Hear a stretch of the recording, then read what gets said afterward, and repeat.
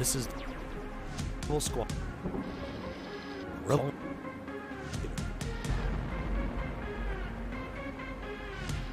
You.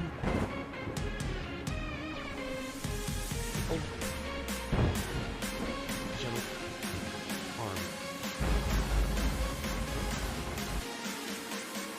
Knee.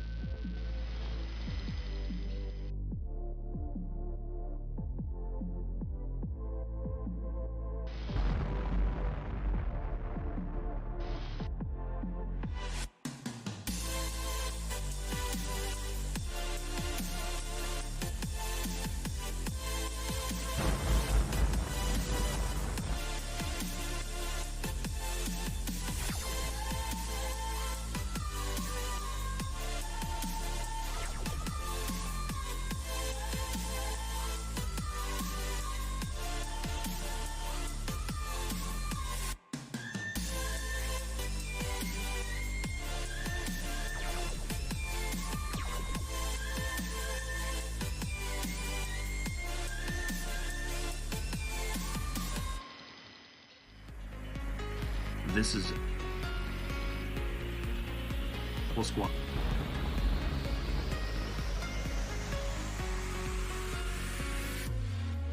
The Admiral rumors.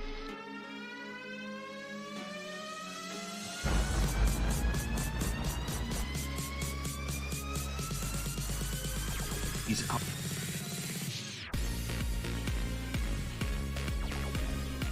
This message. Sure.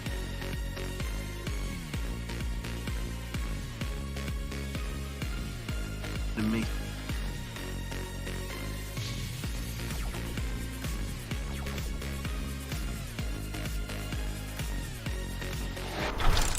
Yeah, all right, Gearbox, go ahead and punch that signal, punch through that interference, boom chakalaka.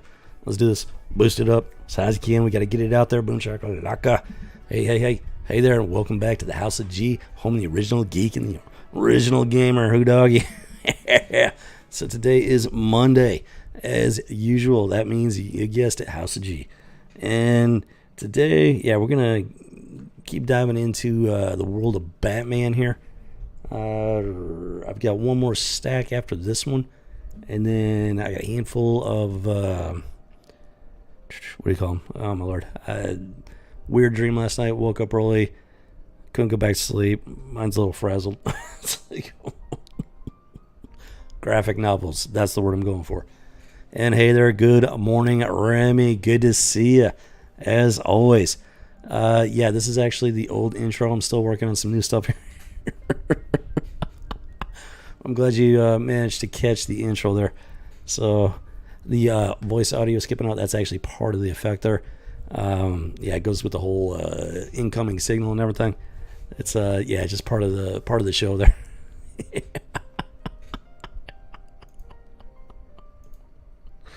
Ooh, doggy. That's what I'm talking about. Man, it was quite the weekend. Hope you had a great weekend there. Happy Resurrection Day.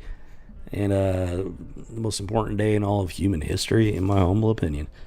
Ooh, doggy. All right. Yep. Hope you got my email there. What is up with that Wolverine issue? I keep meaning to ask about it, and I keep slipping my mind there.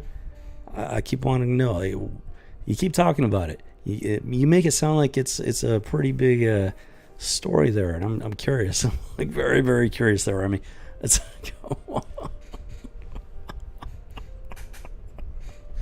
go yeah. Let me know what's going on there, and I'll finish up the intro here. For anybody that's new to the stream, new to the channel, so I've been going through my comic books here. I've had a whole stack of them that needed bagged and boarded. Long story. Go back to some of the original House of G's, and I explained it there. And yeah, so that's what I've been doing here is going through them, skimming through the stories and everything, comparing them, analyzing them and contrasting them to modern comic books and everything. Let me show you something here real quick. So, as any good comic book collector knows, well, you need to take proper care of your comic books there, your bags and boards, and just as importantly, the box. So I found some really nice boxes here, and yeah, I've been filling this one up here. It is one Transformers, more than meets the eye. And that is just too cool for school right there. Those are some pretty nice looking ones. These are the IDW versions, and personally, I think they do a pretty good job of it. This box is getting full. We got Optimus Prime on the side there, wielding of the spark of life. Boom, chakalaka. And it doesn't stop there. Yeah, man, that thing is getting full. Well, we still got room. But that thing is, we're sitting at least 100 issues in this box already. So, yeah, if we take a look at the top here, yeah, we got one Optimus Prime, and you guessed it, he is cleaning the clock of one Megatron. That's what I'm talking about right there. Good versus evil, nothing ambiguous, no subverted expectations, just good old-fashioned good versus evil. Let me tell you, not only does it bring back some memories, but it really brings back, nostalgia and everything, but it really makes collecting and storing comic books just that much more fun, let me tell you. Ooh, doggy. So, yeah, hey Remy. So, yeah, what is up with that Wolverine issue that you keep mentioning there? I want to know. You got my curiosity piqued.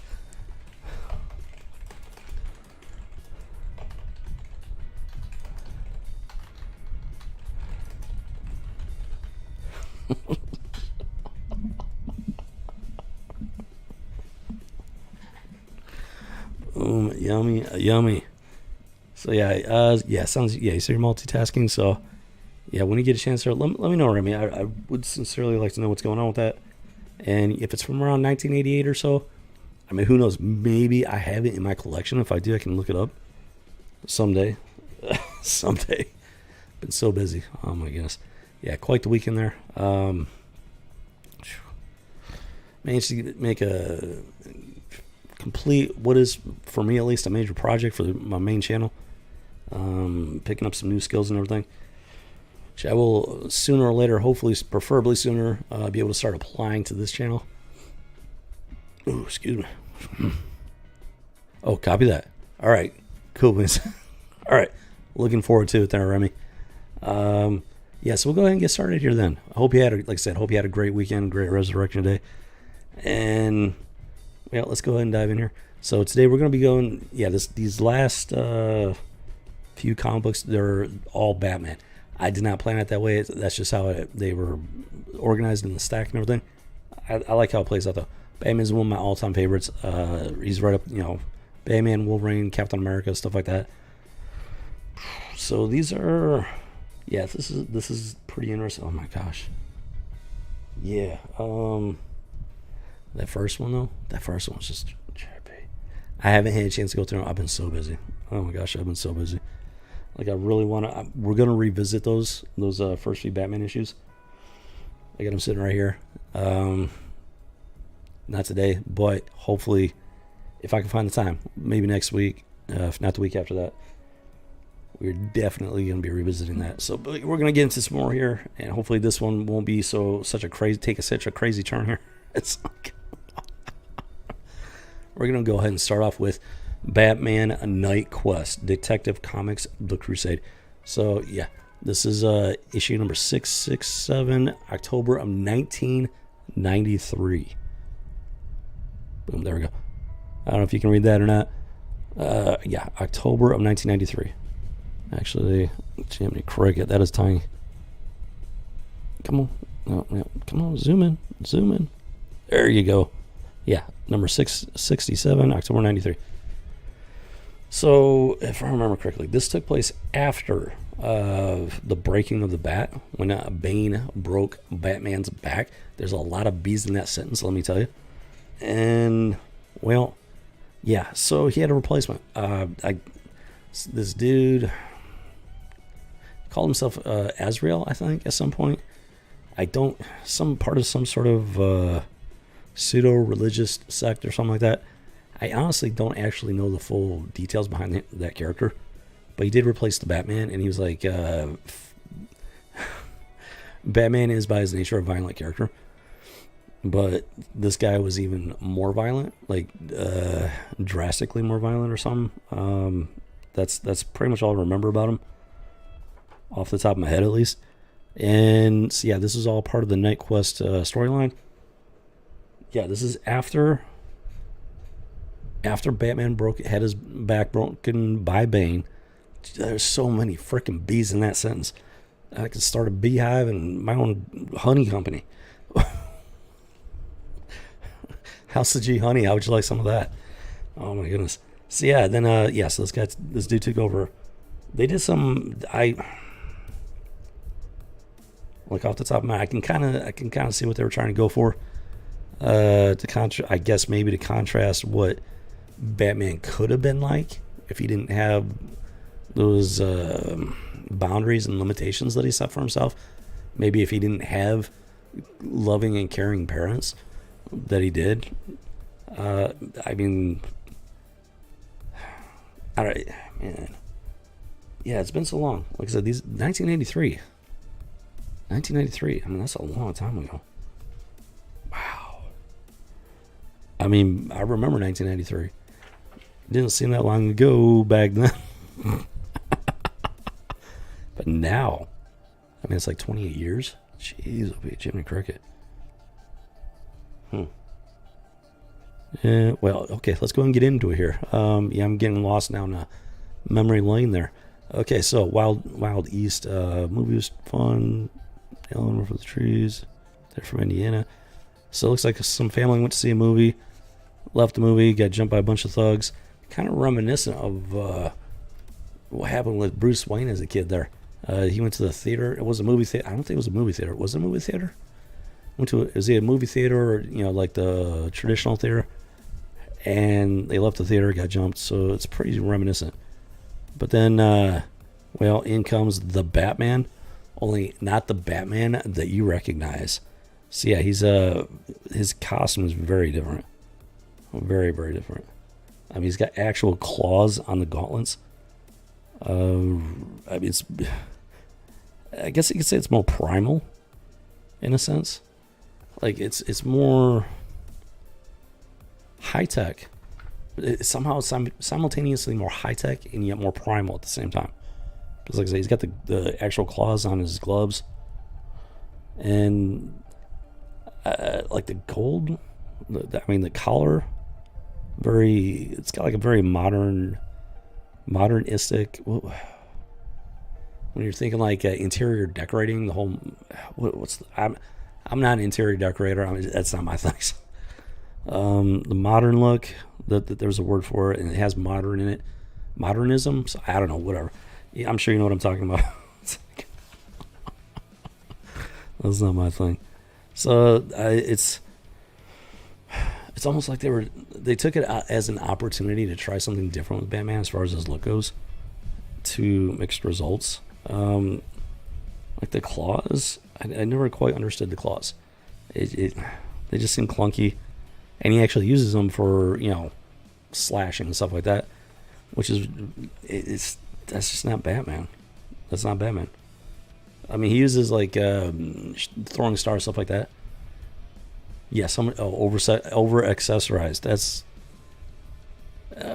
that's kind of a good way to put it as far as his the Batman costume goes. There, like it's just too much. It's too noisy. I don't know, man. Like they just.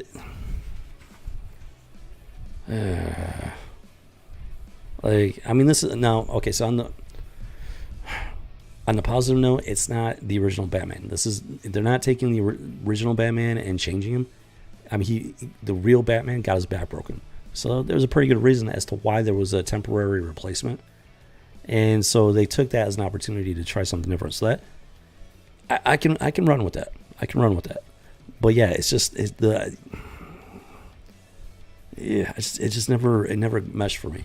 Yeah, over accessorized. And it's just not. When I think Batman, this is not it. This is not what I think of when I think Batman. So they tried something different. I don't personally think it works. I don't know how successful the storyline was. I'm not really sure, but I actually have quite a few of the Night Quest series because I was actually, like I said, Batman's always been one of my favorites, so I was pretty well invested in it.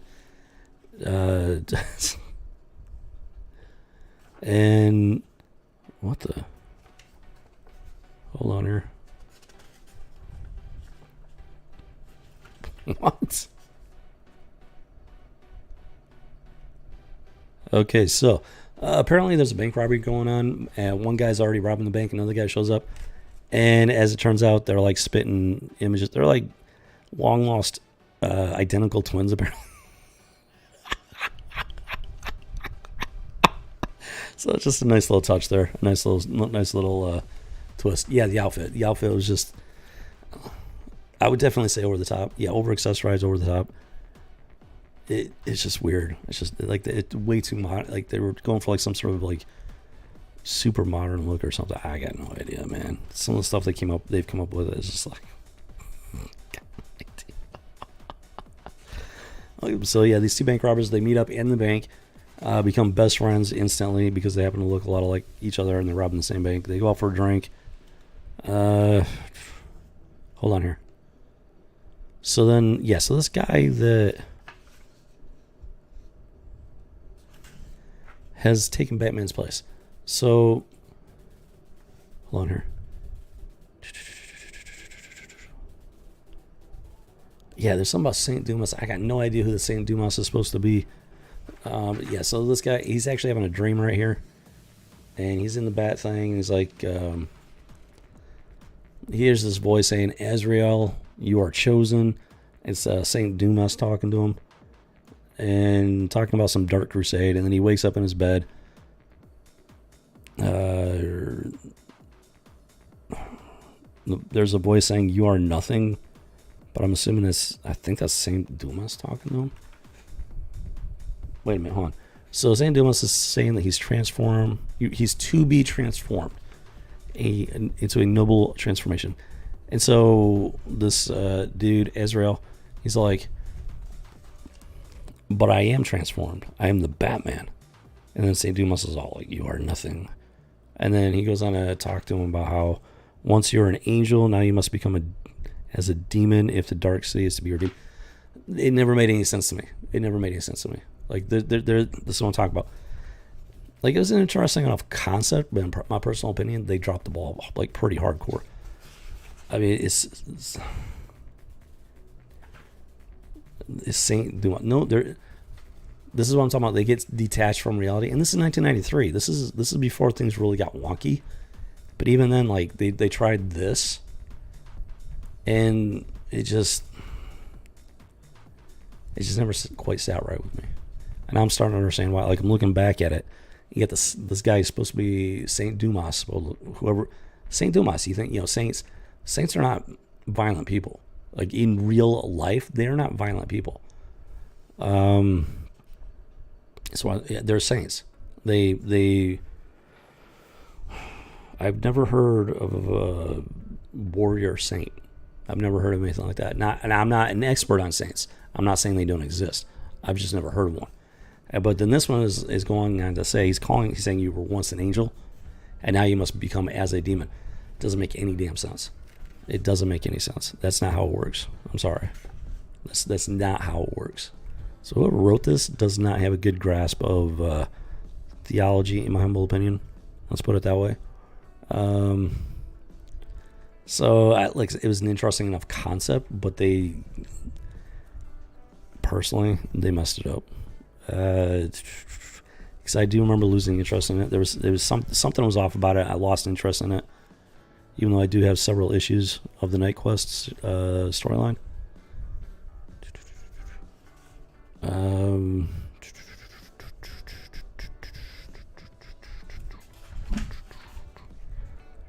So yeah, this dude Israel, he's a pretty intelligent guy, highly trained, ruthless.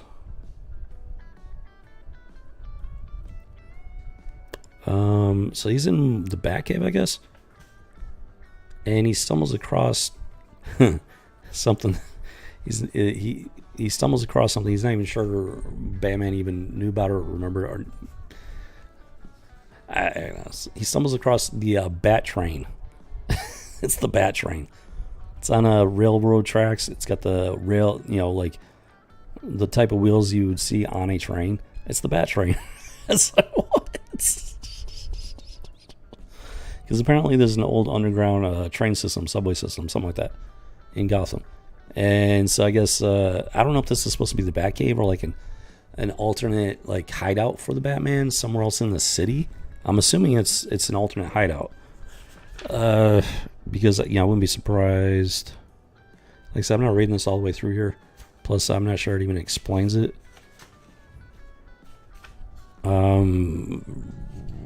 There's there's the penny, that giant freaking penny, which that tells me it's the Batcave. But like right there, you can barely see the top of the penny there. That giant penny that Batman has as a trophy.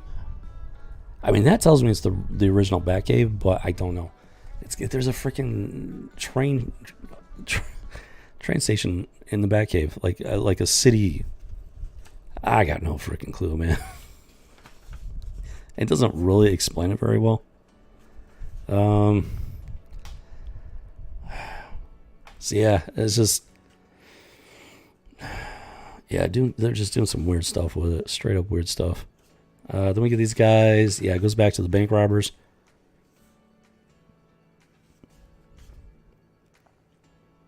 Yeah, so this Batmobile train car thing. There actually is a recent rumor that underground railways have been discovered. Still verified. Are you talking about in real life, like New York City or something like that? I wouldn't be surprised. There's like all kinds of stuff. There are cities, like subterranean cities, like all around the world. So I would not be surprised if there was like a hidden, long forgotten like railway system underneath like a big city or something like that. That would not be surprising at all, to be honest. It's like, but very interesting, very fascinating though. If that is the case, always love stuff like that. I almost went into archaeology. I almost became an Indiana Jones, if you know what I'm saying. But I ended up going biology, so which it's a cool field in and of itself there. But let's see here. So yeah, he's hitting a Bat Train thing. I'm not sure where he's going. What is this? I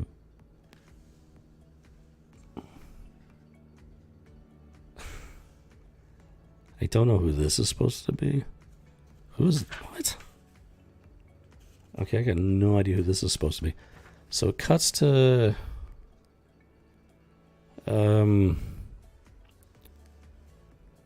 I think this is supposed to be Robin. Like not the original Robin, but the current Robin at this time. Yeah, I'm pretty sure it's supposed to be Robin. So yeah, there's instead of Alfred, it's some maid. So he sneaks off while she's sleeping, hits the secret thing to get down to the cave. But then he literally runs into a wall, a brick wall. Under all continents all around the world. Remy, so you're saying there's a recent rumor that there's an underground railway that leads under all of the continents all around the world. That is, that would be pretty crazy. That's like, I mean, it'd be pretty amazing if it's true. It's just, that just, what? What? Yeah, if you get some sources on that, I would be interested in reading that. Because I know there's plenty of stuff out there. Madagascar Islands. there were archaeological discoveries there, and instead of protecting those discoveries, the government of that island they left the discoveries completely unprotected and allowed them to be vandalized and destroyed because they didn't want. They're hiding something regarding the history of the island and everything. Don't know why. Can't explain it. They didn't care. They didn't care to preserve it. I mean, there's a lot of stuff going on, even under the oceans. Okay, so yeah, I don't want to get sidetracked down another rabbit because that's a deep rabbit hole. The Earth used to be mostly land. There actually wasn't nearly as much water on the surface of the Earth back in the day. So like there was much more land. It was all much easier to get, from one side of the Earth to the other because you didn't have to cross like those giant oceans like that. So which would explain why you've got similar monolithic structures across the planet. But a railway, like if they had a railway back in the day, which I got no idea, that would explain why it's all over the place. But like I said, that's a rabbit hole. It's I'm curious about that. I love archaeology and stuff like that. If that is true, I'm very curious about that. But yeah, so he says he's trying to get down to the Bat Cave actually, and he can't. There's a brick wall. He has no idea. He has no idea how to access it. I got no idea how. So apparently Azrael. Oh, actually, I'm guessing Azrael bricked it off to keep Robin out of the Batcave altogether. Yeah, because so that would make sense because Azrael, as the Batman, he's not the same Batman. Robin is still trying to be Robin. And I'm willing to bet that there's some conflict between the two at this point. Yeah, so yeah. No, yeah, that's some pretty crazy, curious stuff. I would very, very curious to read about that. Boom shakalaka. And so there's definitely some drama going on between this new Batman and the real deal Robin. And what?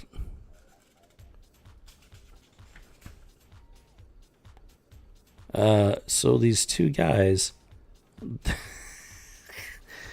they get matching outfits with pink bandanas. What is this? What is this? It's just so I mean, I get the outfits. I mean, that's what comic book characters do, villains, whatever. Just the pink band. What, the pink? Pink? Why? Why are they wearing pink bandanas? Doesn't make any sense. Because yes, pink is a girl's color. You won't. I will not wear pink. That's just not going to happen. Why are they wearing pink? It does not strike fear into people. It doesn't. It's just like me. It makes me laugh.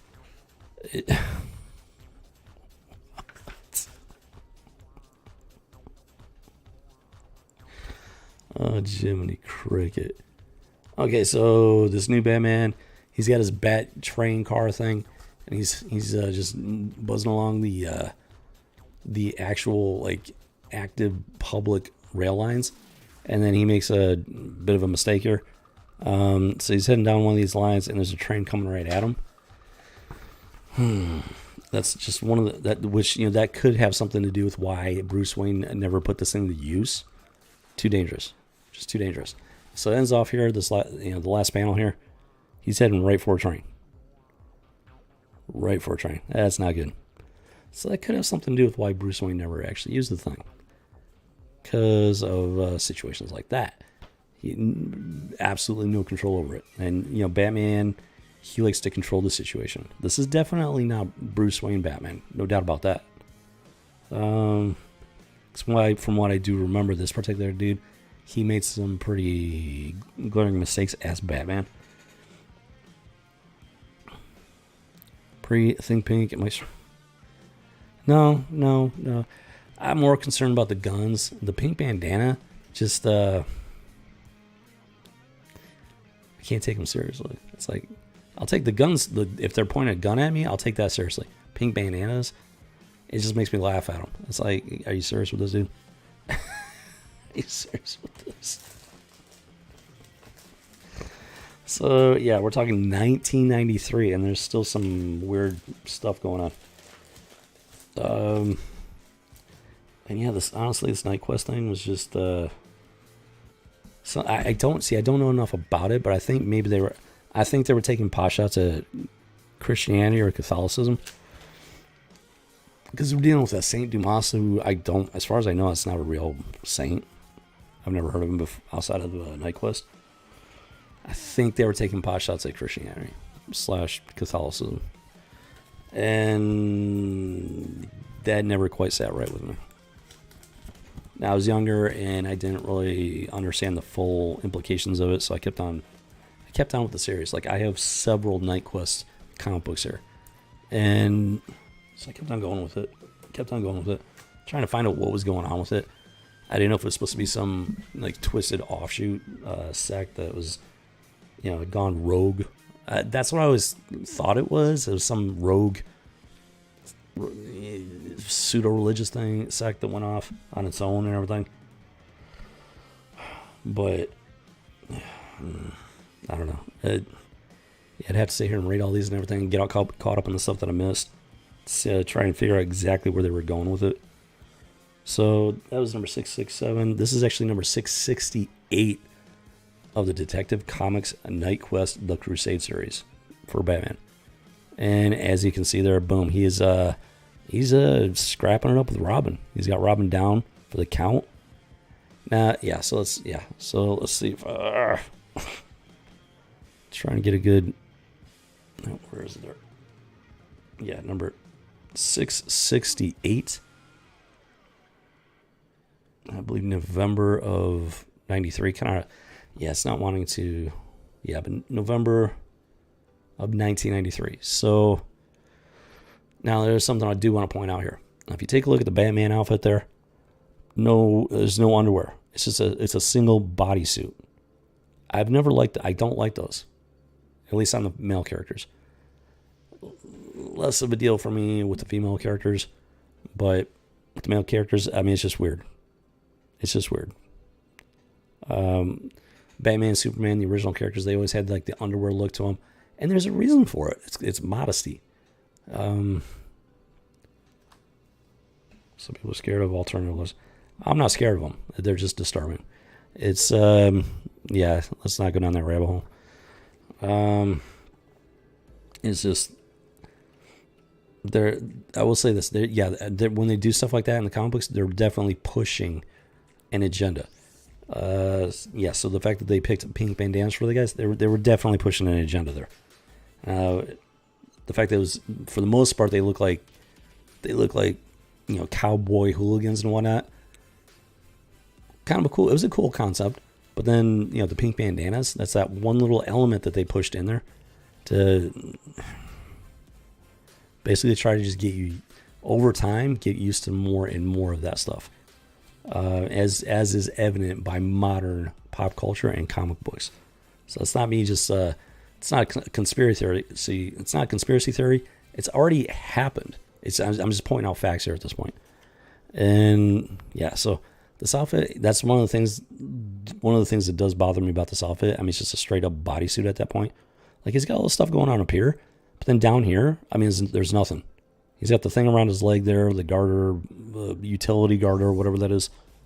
But then it's just all a single form-fitting bodysuit down there. Up here, you get all the stuff going on. Down here, almost nothing. That's just weird. That is by design. That's not an accident. I mean, that's just weird. I don't get it. I mean, I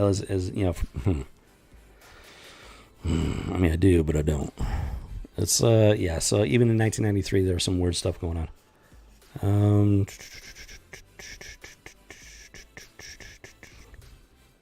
Hold on. So he went up against Bane. Bane's henchman, Leha, the Demon Abyss, which I mean, I haven't got no idea. He's listing off enemies that he's faced and beaten. And he's like, only to be taken down by a train because he was a retard that didn't think about the possibility that there might be a train on the tracks, public tracks coming at him. To make disturbing normal acceptable, yes, that's exactly what I'm getting at. To take the abnormal, the disturbing, and to try to normalize it. They've been doing it for a very long time. Pink bandana is less in your face, but is that one little element shows that they, even back in 1993, they were trying to do it. So,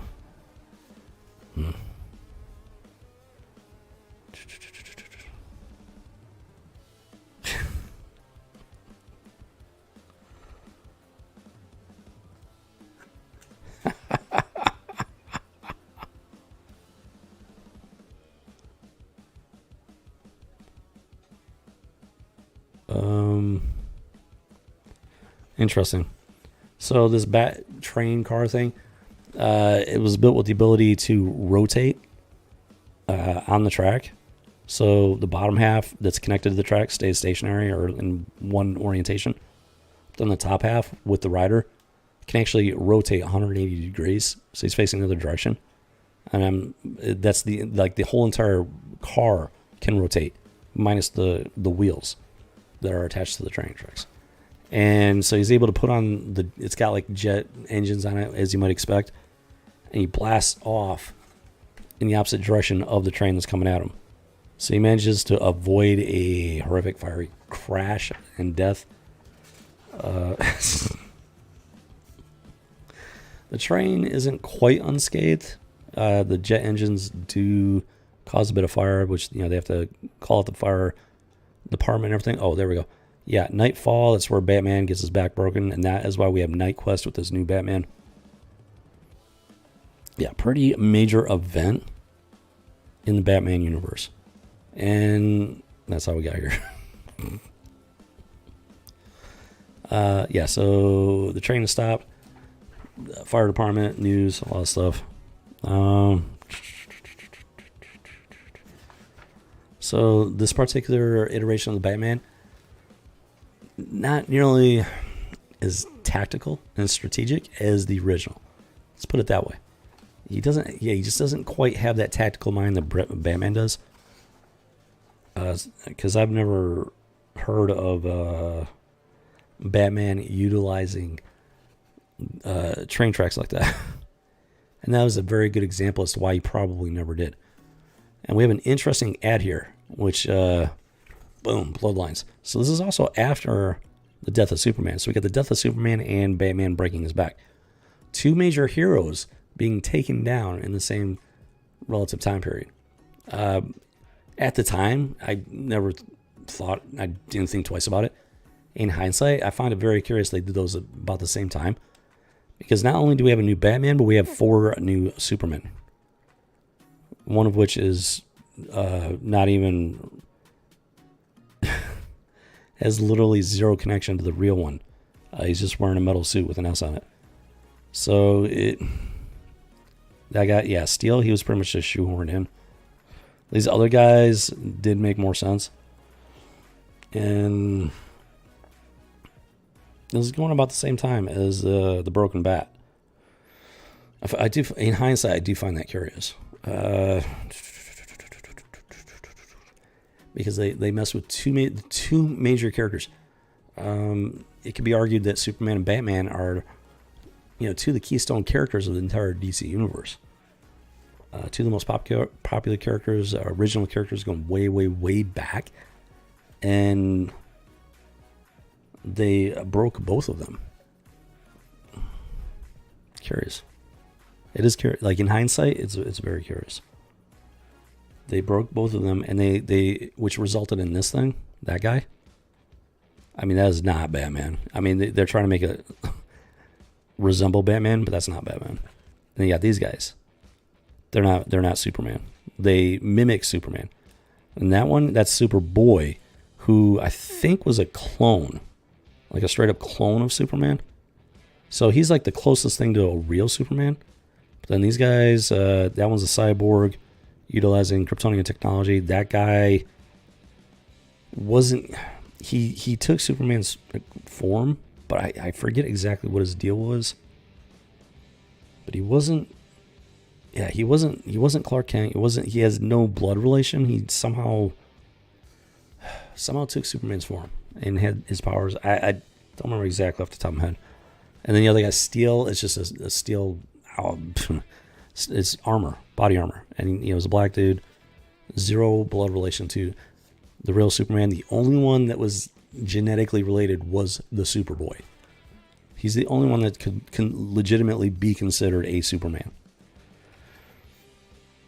So they really just, they took both characters, both heroes, original heroes, and they butchered them straight up, both of them, and at roughly the same time. Superman, they straight up killed off. Batman, they broke his back. He might as well have been dead. And if you look at the modern state of both heroes, they've been it's like they've been trying to break these characters since 93. Really break these characters. Like in that ring around 92, 93, they literally broke them. They killed one and broke the other's back. And then they did all this stuff with, this stuff and this stuff, brought back the originals. And now, they're doing it all over again today. They butchered Bruce Wayne's entire origin. He's not the real Bruce Wayne. And Superman, Bendis, was it Michael Bendis, I think, has just completely butchered the Superman mythos. But they started that trend almost 30 years ago at least. Wow, okay. Wow. Interesting. Hold on a second. Yeah, I need to make a note here.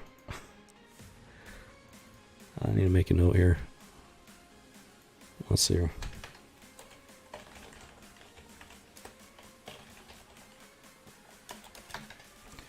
This one was 668.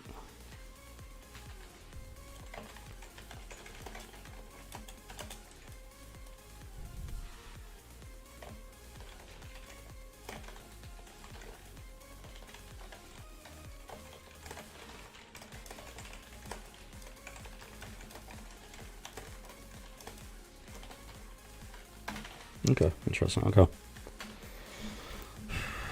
I'm just incredibly busy with my main channel, so there's a lot of stuff going on that I would love to do with this channel. I just haven't had the time for it. I'm making notes and everything, trying to keep track of stuff. At some point, we'll get to it. However, I don't know how long it's going to take. At some point, we'll get to it. And I'm not making up stuff. I'm not making wild conjecture. This stuff's going to be based firmly on what's in the comic books and everything.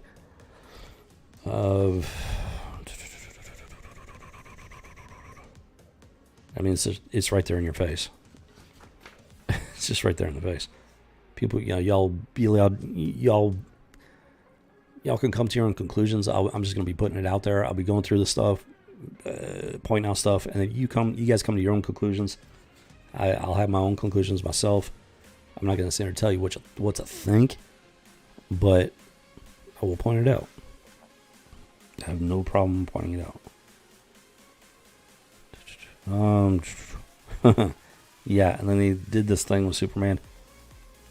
When they finally brought back the real Superman, for some weird reason, they gave him a long hippie hair. I never liked that. That does not look like Superman. It looks like a freaking hippie masquerading as Superman. I think they finally gave him back his real haircut. I never liked that. I just never liked that.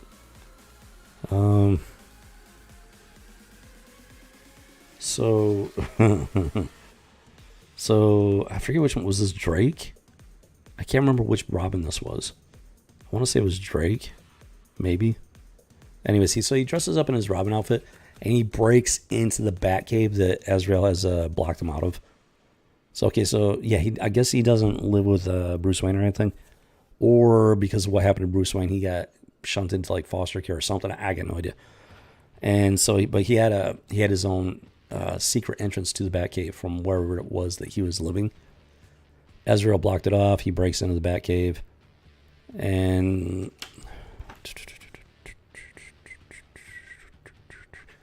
so as you can see, there the Batmobile is still there. Question is, why is Azrael not using the regular Batmobile? Why is he using this train car thing? I don't.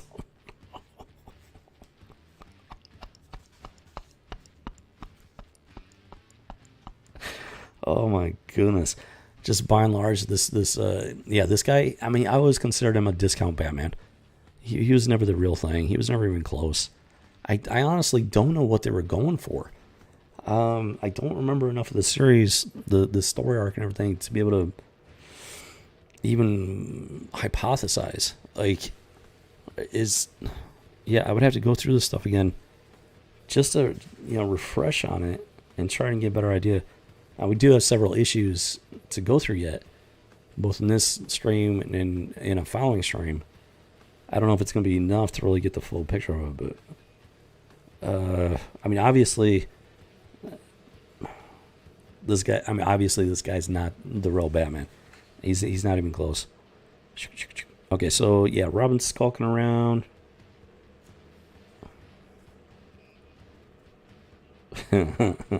The Batcave because Azrael locked him out. And okay, so this is actually a pretty cool scene right here. So he finds his own little Robin car, and then there's Jimmy Cricket. You can see the old school Batmobile with the bat head on the front, and there it looks like another one back there as well. And Robin's all stoked. He's like, "Yeah, Bruce promised me to this one once I can drive," and he's all excited about it. That's actually a pretty cool shot right there. But guess who's aware of his entrance into the Batcave? Yeah, the discount Batman. So he's like, and he refers to him as a brat. So he throws out some warning shurikens. They have a brief discussion, and then I think they pretty much go at it here.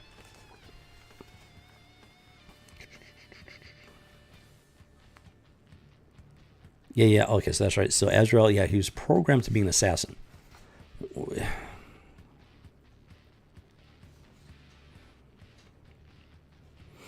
Yeah, I got issues with the whole Saint Dumas thing because it's completely detached from reality. This Azrael is part of the same Saint Dumas sect. Like, he had the Crusades, he had the Knights, but they were legitimate warriors. Knights that had faith. This guy, he's a programmed assassin. We're talking about mind control. That's not Christianity. Period. End of story. And we don't do assassins. we don't brainwash people into being assassins. That's not what we do. So I've always taken issue with this character, and that's the thing. I've never gotten far enough into it to find out exactly what was going on with this whole Saint Dumas thing. If it was some, I mean, obviously it was a cult. It wasn't a religious thing. It was a cult, is what it was. And it just never sat right. It's a good example, like mainstream pop culture trying to demonize that which is the opposite of demons. Let's put it that way. So they get into it. Robin and Batman, Azrael, Batman, they're going in at it, and then the final panel. Batman does get the better of Robin. He's got a chokehold on him, lift him off the ground and everything. So that follows through with the cover to some extent, at least. And yes, but they're just going at it. This issue, it's not too bad condition, except the back cover is got a little bit of rip on it. So that's unfortunate. But as I've said before, I'm just grateful to have my collection at this point. Life has been pretty crazy. Let's put it that way. And I've literally been halfway around the world and back. My collection was out of my possession for a very long period of time. So it's a minor miracle. I still have my collection, so I'm just grateful to have it, and it's in as good a condition as it is. So I'm going to do my best here to maintain the state of it and keep it from, being any further damaged and whatnot. So, okay, so yeah, we made it through another one of those night quests, and we got another one here we're going to be looking at. The stack, yeah, it's all Batman, and most of it is actually night quest. So maybe we can get a better picture of what's going on here by the end of this.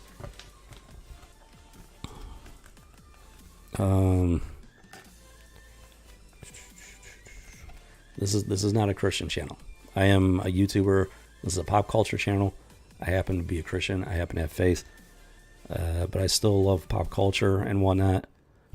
And I'm telling you right now, this stuff is not accurate. It's not accurate at all. And that's one of the reasons why it never quite sat right with me. I didn't quite fully understand it back in the day. This is from 1993. But especially now, 28 years later, looking at hindsight, lots of life experience, I can definitely see, I have a much clearer understanding of why this never quite sat right with me. I have a much better understanding for it. I can actually, put it into words a little bit better than I could have 28 years ago. But yeah, so we got this one, Night Quest, Detective Comics number 668. Definitely something off about that costume. Definitely something off. And I'm not just talking about the futuristic look, the modernistic look. It's the fact that the top half has a lot of detail and the bottom half is just all skin tight. Doesn't make any, there's no logic to it. It doesn't make any sense. It doesn't flow. It's just weird. I'm not going to say any more than that because YouTube will come after this channel if I do. Let's just leave it at that. Boom chakalaka, there we go. And then we're going to go ahead and go on to the next issue here. And you guessed it, Night Quest, The Crusade, Detective Comics number 669. Yeah, we got a nice little series going on here.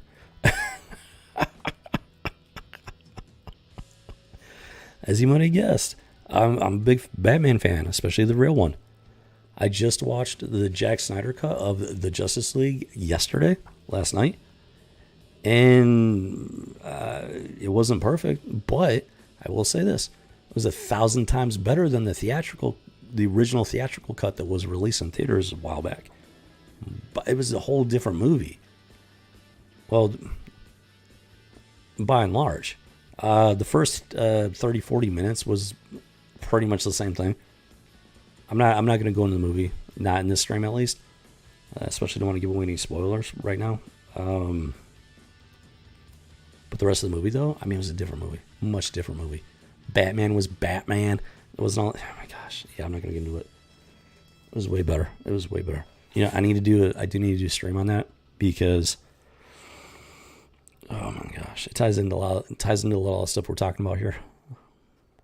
The new one...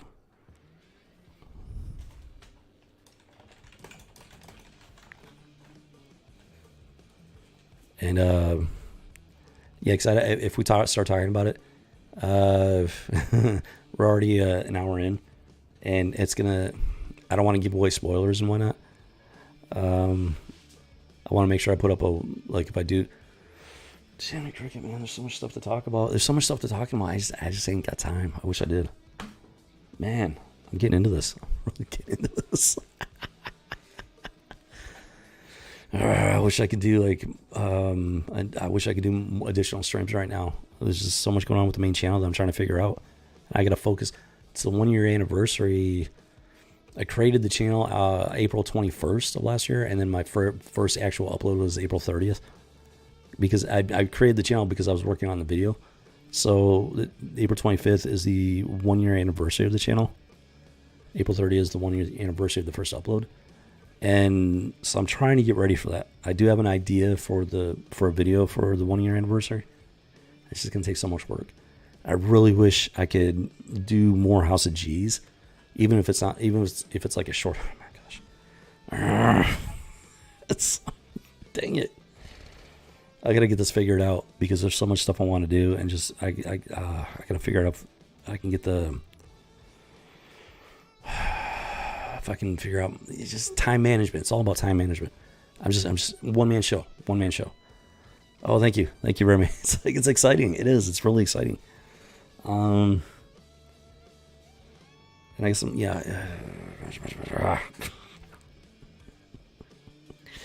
Okay, let's get back into it here. So we got the Batman, and as you can see, we're getting back to the little cowboy hooligans here. Yeah, we're coming back to these guys. And yeah, as you can see, they got the stupid pink bandanas.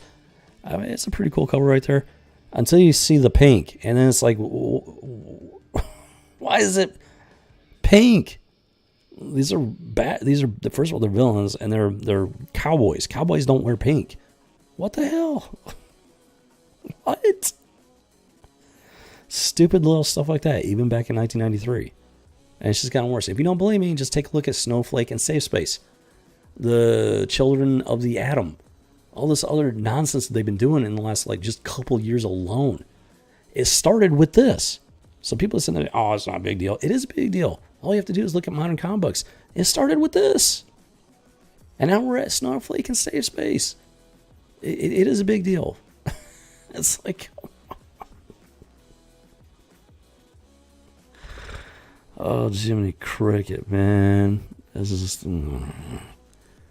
Town Tamer. Oh, and this is weird. But then you open up the first page, first panel, and they're wearing red bandanas. That's just odd. I mean, they're distinctly pink on the cover, but they're red on the first panel. Weird. Yeah, this isn't light red. This is not light red. It's pink. Straight up pink. It's not light red. It's not like a light version of red. It's pink. And then they give them actual red bandanas inside the cover.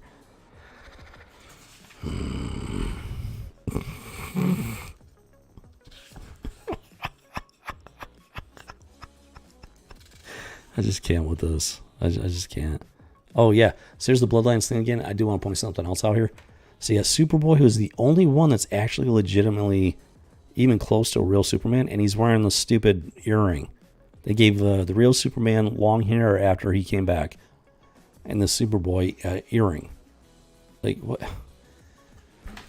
It's because, Superman is one of those wholesome characters. He's known as a Boy Scout, and they're trying to break him down into something less than that. And it touches into all the stuff going on. They're in the process of trying to destroy our heroes, our fictional. Now, keep in mind, these characters are all fictional across the board. And what they went through, some kind of change or transformation. Yeah, if you don't know about the Superman, you've probably heard of the death of Superman when he went up against Doomsday. He took down Doomsday, but it cost him his life, and he was replaced by 4 Supermen. The guy in the armor, it's a black dude, and he forged. I don't even know how he did it. He forged some sort of body armor, and then he called himself Steel. So he didn't call himself Superman, he called himself Steel. And then this guy was, he somehow stole, it was some genetic thing or something. He stole Superman's face, and I guess his abilities. Yeah, 21 Jump Street Superboy. That's a good description of him. it's a good description of him. It's like,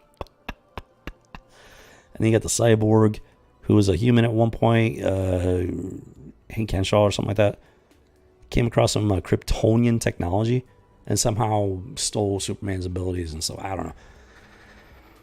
Yeah, it was after the death of Superman, and this is what they replaced him with. It was just a hot mess. Even the Superboy, the 21 Jump Street Superboy, I think it was a clone of Superman. So he's the only one that had actual, not only Kryptonian DNA, but Clark Kent DNA. He was actually, he was a clone of Clark Kent, Kal-El Superman. It was just, and in hindsight, I'm seeing things with a different light. I mean, it happened the same general time as Batman getting his back broken. I mean, they just made a hot mess of things. They really did. Yeah, it was. These guys are trying to replace Superman. If you take all 4 of them together, none of them, even if you take all 4 of them and combine them, they don't equal Superman. They were all just really bad, like broken mirror images of the real deal. Because even Superboy there was something off about him.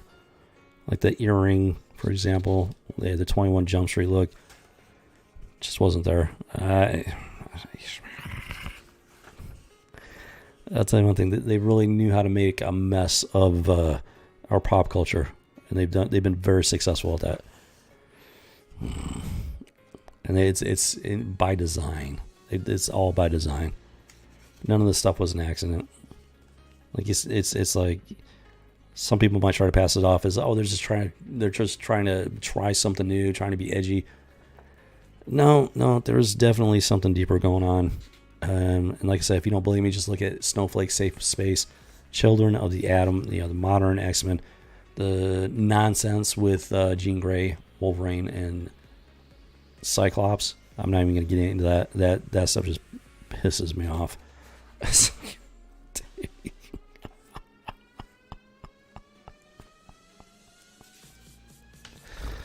And okay, so yeah, these two cowboys, they rob a bank, and then apparently they jump on a train. Fitting, as you might expect from an old Western. So you can kind of see where they're going with this. So you got Azrael Batman, he's got the Batmobile train car thing. You got these cowboy dudes who eventually rob a bank and jump on a train. So you got a major Wild West vibe going on here. Kind of cool. It's kind of a cool concept, but there's so much other stuff going on that just, it really, yeah, it mars it pretty bad. It tarnishes it, if you know what I'm saying. Yeah, they were fragmented symbol of American values and freedom. That is exactly it. They were trying to script our future and may almost have succeeded if we don't act. No, yeah, that's exactly what they're trying to do. They're trying to, they've hijacked our pop culture. And they've been trying to force normal society down a path that we don't want to take. That's exactly what's going on. No. These white hat cowboys, it's two of them. There's two of them, and they're dressed exactly the same. Because they happen to look, they're not related. They happen to meet each other in a mutual bank heist. And they're like, hey, we look exactly the same. We should become like super villains or something, So they're two different guys. They're just your typical villains or typical bank robbers. That's all they are. They're not like the Riddler or the Joker. They're like, hey, we should make this a thing. They branded themselves as like these twin cowboy gunslinger bank robbers. So they were going for like this Wild West theme. In and of itself, that's actually kind of a cool idea. It's just with this Azrael Batman and stuff, it was clunky. It was just clunky. So yeah, he's got his Batmobile train car thing, and he's on a parallel track. He grappling hooks over, miscalculates, lands hard. Has to dig in onto the roof to try to keep from falling off. And yeah, so they're going at it with him. And they're going all out with this whole Wild West theme. I mean, this dude's, he's got his twin pea shooters, and the other guy's got like an old West rifle. I mean, they'll get the job done. They're not going to compete against like modern weaponry, but they'll get the job done, no doubt about that. And so yeah, they're going at it with Azrael here. I have a difficult time calling him the Batman because he doesn't look like Batman. First of all, he just doesn't look like Batman. This does not look like Batman. It's got like hints of Batman. Somebody trying to pretend to be Batman. That's exactly what it looks like, and it's because he's not Batman. And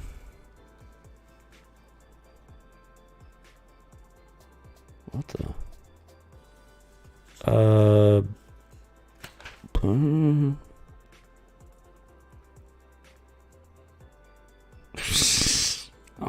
gosh. Oh, Jiminy Cricket. So they try and inject a little bit of Western humor here. And the dude, he takes these guys down, he knocks them out, whatever. He picks one up, he's like, the dude's all like, who are you? Because apparently he doesn't know who Batman is, and this outfit doesn't look close enough to make him realize it's Batman. And then Azrael's all like, I'm the new sheriff, partner. It's like...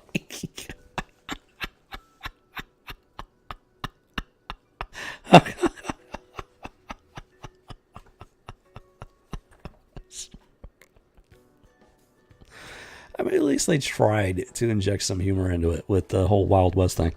You know, at least they tried with that. Like the guy that who's the writer, the author, the writer on this?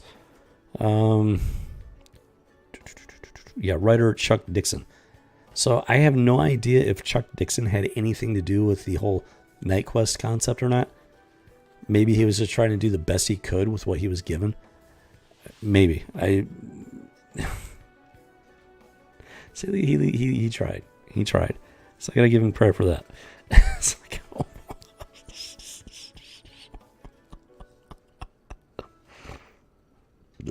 Ooh, tasty. And then so he finally takes down the cowboy dudes. And then on the final panel,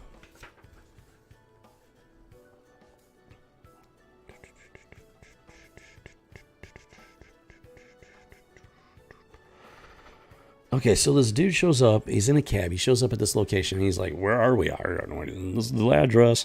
And then it's the Joker. And he's like, we're going to film the death of the Batman, the motion picture, you know.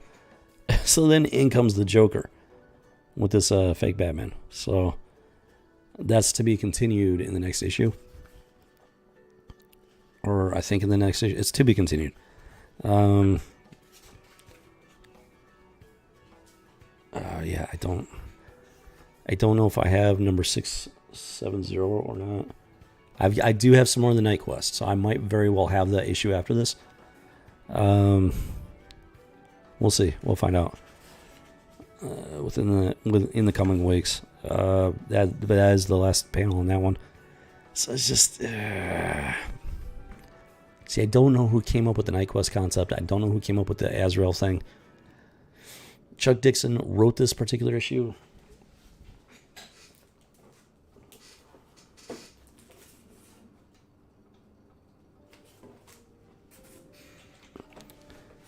Chuck Dixon wrote number 668. If you can see that or not. Yeah, Dixon right there, boom. As far as number 667 goes, it doesn't say on the cover. I'm guessing he wrote it, though. It's a little weird they didn't put the names on there.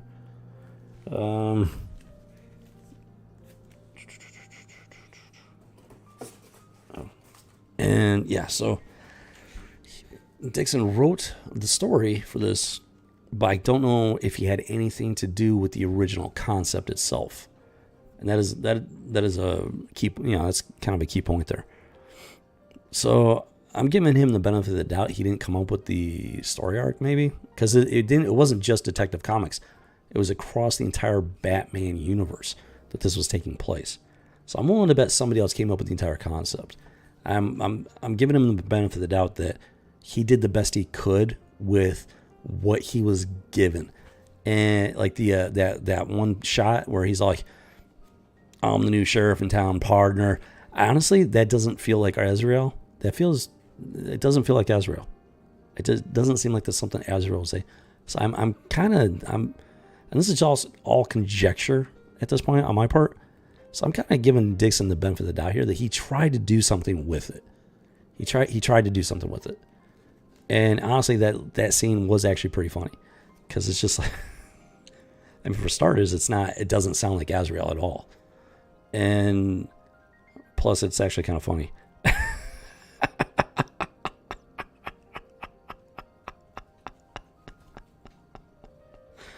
So like this guy that is Azrael, what's his name? His real name, Paul. I think his name is Paul in it somewhere. Not 100% sure. He's very conflicted. Like he's a brainwashed assassin, right? So he's a very conflicted character. And it's was it this one or the previous one? He had that nightmare, or he was having that dream.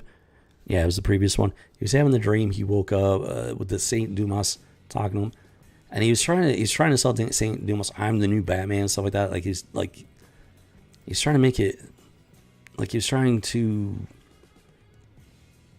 because Saint Dumas is like, oh, you're not what you're supposed to be, basically saying you're not good enough. And he was trying to say, well, I'm the new Batman. So I mean, how's that not? He was almost he's actually a fairly pathetic character, at least from what I know about him so far. And he's trying. It's almost like he's trying. He's trying to live up to Batman. He's trying to fill his shoes. But that's not what this cult that brainwashed him. That's not what those are not the plans that they have for him. And in that scene, this Saint Dumas vision that he's having actually tears him down for it. It's like, I'm the Batman. That's not good enough. So in that sense, he's a fairly pathetic character, actually. He's trying. Some part of him is trying, Like I said, the Saint Dumas, that's not a Christian thing. That's not a Catholic thing. It's some weird cult thing. It's not. It's got nothing to do with legitimate, Judeo-Christian religion. It is a straight up cult thing that is masquerading as legitimate Judeo-Christian faith. Let's just put it that way. So it's just a hot mess is what it is. It's a hot freaking mess. Anybody that takes it seriously, it's a comic book. This character, his background, it's not real. It's a complete butchering of real faith and whatnot.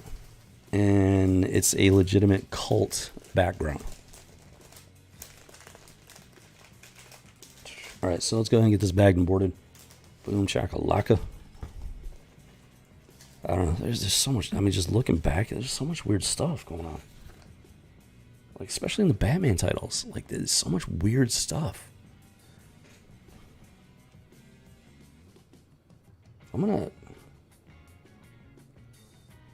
Yeah, we're gonna have to dig through my Superman stuff because I want to see exactly especially looking at the Bloodlines ad in these. It's making me wonder now. I'm starting to realize just how weird some of that stuff was after the death of Superman, and I don't know, man. This is just there's just some weird stuff in this.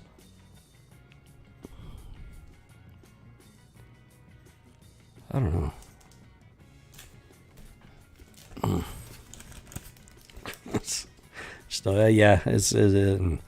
But at least we got Dixon trying to crack a joke here, So there's that. So that goes to show people higher up were calling the shots. That's my guess. This is conjecture at this point without doing research. People higher up were calling the shots because this Nyquist thing was across the board. It was across all the Batman titles. Dixon here, I'm thinking he did the best he could with it. Because there's that one scene, that one panel. I'm the new sheriff in town, partner. Oink, oink. He's trying. Dixon tried to do something with this story arc. But other than that, I mean, I don't know. Like I said, it's conjecture at this point. And that Batman costume they gave him is just so weird. So weird. So here, well, there you have it. So we got Nyquist, Detective Comics, The Crusade. This was 669, December of 1993.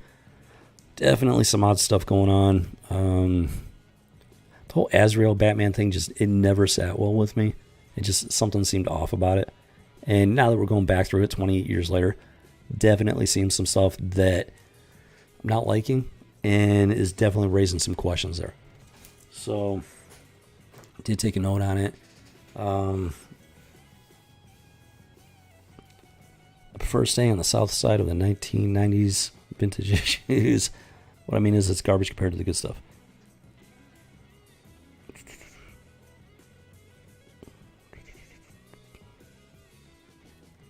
So, if I'm reading that right, you're saying that the 1990s stuff is garbage compared to the good stuff. Honestly, I mean, there's some good stuff in there. It's not all trash across the board, but without a doubt, I mean, there's definitely some hot trash in there. No doubt, no argument there. that stuff with I mean, the Batman. I'm a little surprised at how trashy some of this Batman stuff. So much of it is involved with Batman. Like I'm a little surprised. Because there was that Batman, the annual Shadow of the Bat thing. That thing was just like horrible. It's terrible. And then you got this Nightquest stuff, and I'm starting to realize just how bad this Nightquest was. And we're just barely getting into it. Like, dude, they did a number on Batman in the 90s. Yeah, well, yeah, I'm gonna try and make the time to do a little more research on some of these issues and come back to some of them at least, because there's some disturbing stuff going on here. And you know, if anybody watches this and they're just trying to be edgy, that's a cop out. That's a weak excuse to take it at face value without digging beneath the surface, and that's not what this channel is about. I dig. I wanted to be an archaeologist. I wanted to be Indiana Jones. I wanted to dig. Find those lost secrets that nobody wanted to unearth. Nobody wanted to put it out there for the public to see, stuff like that. So, you know, I'm doing my own archaeology my own way when it comes to pop culture. It's like, come on.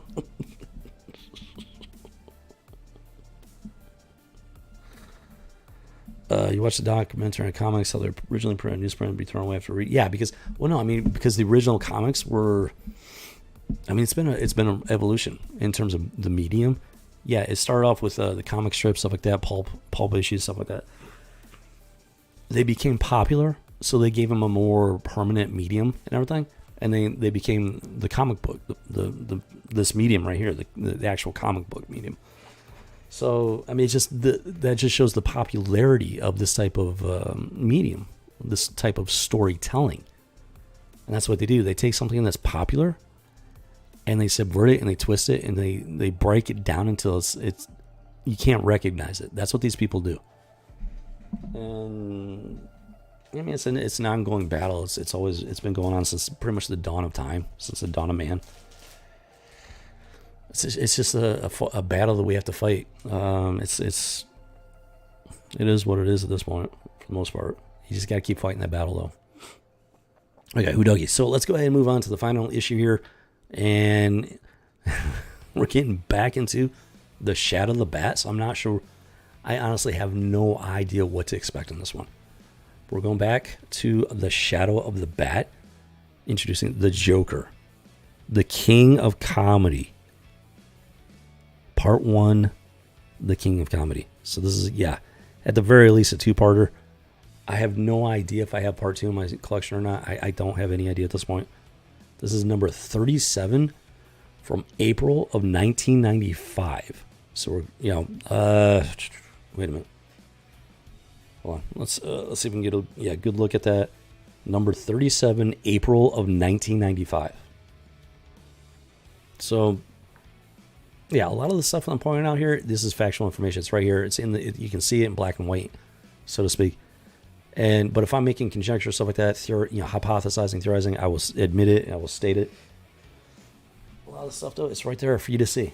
And so, yeah, this is April of 1995.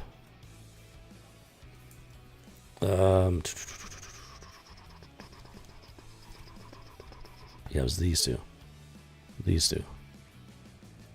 Yeah, it was these two. These two were the really, really weird ones. So this one was Detective Comics, March of 1996.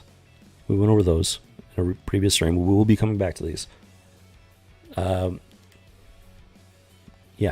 of 1996. And this one was actually the Shadow of the Bat annual from November of 96. Right? Yeah. It was right around November of 96. But then we have this Shadow of the Bat from September of 1994. This was a fun one. This was a good one. This was a good issue. 1994.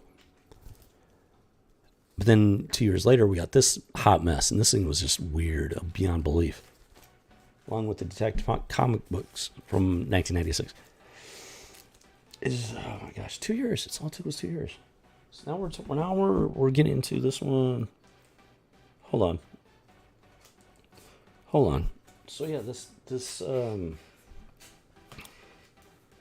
Contagion one. For the love of yeah, the Contagion one was March of 1996 from the previous stream. We will come back to that one in an upcoming stream. 1996, early 1996. Then we have this Night Quest series, which is from mid to late 93, 3 years before that, those two hot messes. So there's a 3-year difference there with the Detective Comics, some weird stuff going on. But, and this is kind of an anomaly at this point. We get the Shadow of the Batman from 1994 September, which was actually a pretty good issue. So there's some weird stuff because we got Detective Comics doing some weird stuff before this one and after it.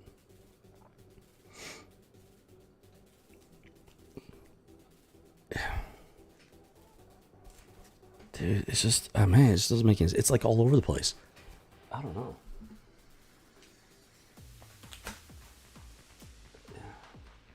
And then there was the Zero Detective Comics from the same time period as that one. That one was actually a pretty good one.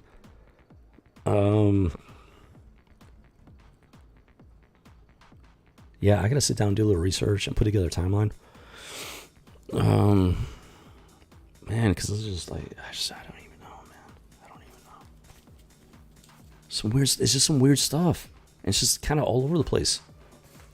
It's just weird.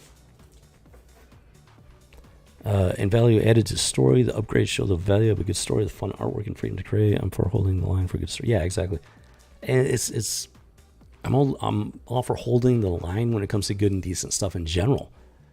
I mean, because it's not just pop culture. We're talking about a lot of like real world. It spills over into the real world, whether people want to admit it or not. I mean, people get so caught up in their pop culture, and they don't want the real world to intrude in it, because it is a form of escapism. That is the point of it. But here's the thing. This stuff is based on, to some extent, it's based on the reality. It's based on the real world. Even if it's not like direct, like political connections, real world connections. I'm talking about the human side of it. The human side of these characters is directly connected to real people and how people actually respond as these types of situations. Now, these types of situations are to the extreme, and that's for a reason, because that's where the entertainment value comes in. But the reactions, it's like, what if somebody was pushed to this extreme? What if his parents were killed right in front of him? But how many people do you know in real life become a costume vigilante, detective type person? I've never heard of it. But these are what if worlds. These are what if characters. This guy, Bruce Wayne, as a boy, parents kill him from him.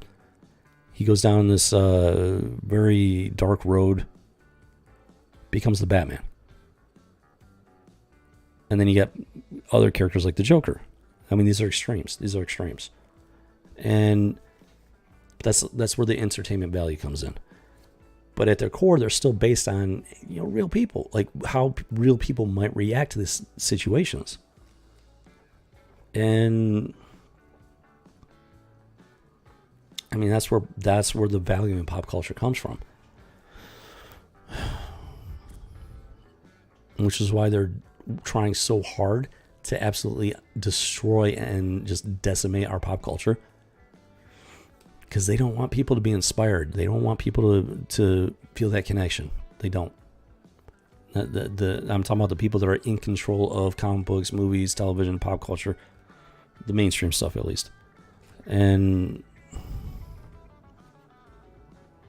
that's really why we're here today. Okay, so let's go ahead and get into this issue here. We have Shadow of the Bat, the Joker, Part 1, King of Comedy. I love this. I'm not going to lie. I love this cover. This cover is amazing. You get the old school drama, theater masks, the laughing face, and then the sad face. The Joker naturally is laughing because he's a crazy lunatic, and you got Batman fighting his inner demons, trying to, it's just, I love it. I love this cover. It's a great cover in my opinion. So let's hope this story matches the cover. Now this is April of 1995. So this is before that hot mess, that annual from 96. So we'll see here.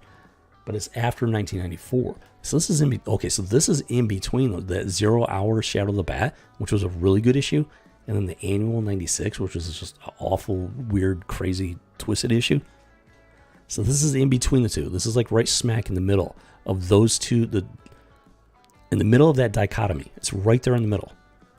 So let's find out what's going on here. Let's see what they're doing in 1995. Yeah, cool cover. I really love this cover. I do.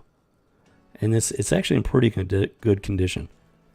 Overall, it's not near mint, but it's pretty close. I'm thinking it's pretty close. So I'm actually pretty happy this is in such good condition. Good month in the year, hopefully. We'll see. We're about to find out here, Remy. It's like... it starts off amazing. Okay, I'm loving it already. Pow, right in the kisser. It's not Abbott and Costello, it's the other guys. Yeah, they're watching this black and white television show. Laurel and Hardy. They're watching a Laurel and Hardy. Pow, right in the kisser. Laurel, I forget which one's which, but he smacks the other guy in the face with a pie. I'm already having fun. Because when I'm streaming games, sometimes it'd be like pow right in the kisser. So that's like, I forgot where that came from. Apparently that was Laurel and Hardy. That goes way back. So that's pretty cool right there. And then what the? Okay, so somebody rings the doorbell. Her husband goes to answer the door. There's some pink mist. He doesn't come back. He disappears basically. She goes to the door and there's a Joker card. So, it starts off it's the beginning of the story is very well done in my humble opinion. I'm already intrigued. I'm already hooked by it. What the funky call Meduna?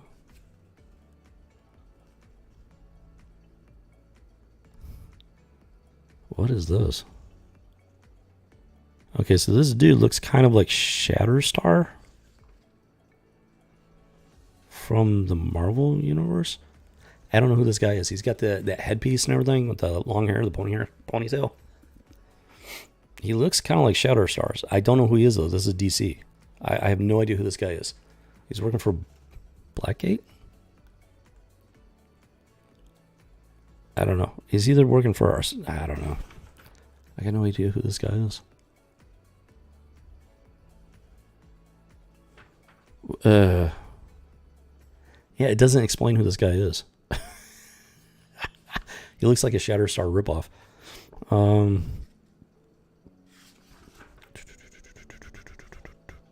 But he's been tasked with bringing in the Joker. That much is clear. So then Batman jumps into the scene here, boom. Just taking on some, I don't know, criminals, thugs, whatever they are. Wait, this guy... Oh, I think he's a mule. It looks like he's carrying some drugs or something. Okay. So yeah, like some sort of criminal activity, drug activity. That's what the Batman does. Fights crime. Boom shakalaka. And I'm loving it here. We got the old school retro Batmobile. I mean, that's just cool stuff right there. I do like, the retro stuff is usually pretty fun. Let's see here. So this Shatterstar ripoff, I have no idea who he is. They're not giving him a name that I've seen so far.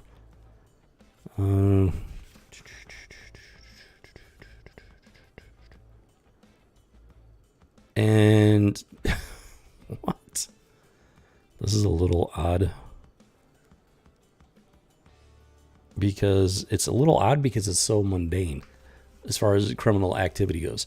So you got these two guys, they knock on this door, they spray the guy, and they're talking about the Joker. They're like, yeah, I've worked for the Joker for like 6 years. Don't try to figure him out. Just do what he says. Just do what he says. But here's the kicker. They just look like normal dudes. Kind of thuggish maybe, but rough and tumble, but just normal dudes. Normally, Joker's henchmen, at least in my experience, they look like Joker's henchmen. These guys just look like normal dudes / thugs. So it's a little weird in that regard. And then, there's a security guy. He catches them kidnapping this guy.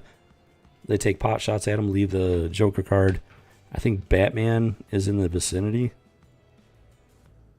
And so they actually drive right past the Batmobile. And as expected, he gives chase to these guys. Good month, good year. Yeah, well, so far it's a pretty good story. So far it's a pretty good story. This is between 94 and 96. 1995. So far it's a good story. I had no idea what to expect either. Yes, I mean, look at that the extreme dichotomy between 94 and 96. I had absolutely no idea what 95 was going to be about. And this is just one issue, but it's a good one. This guy, who is this guy?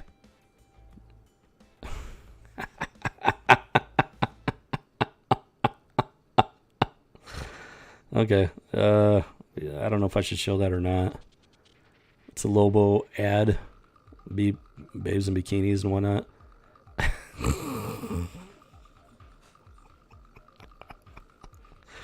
I mean, they already blurred out I don't know. So yeah, there's Lobo. That stuff would never fly today. I can't complain right now because, especially with the modern nonsense going on, I'm liking it. So it does say suggested for mature readers. So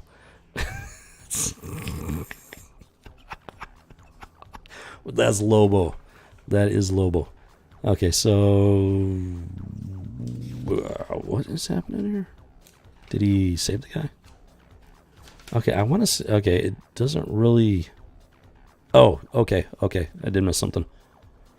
So.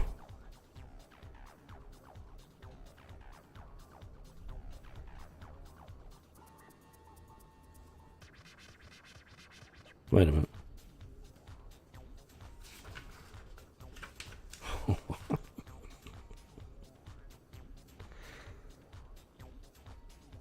Hold on here. Hold on.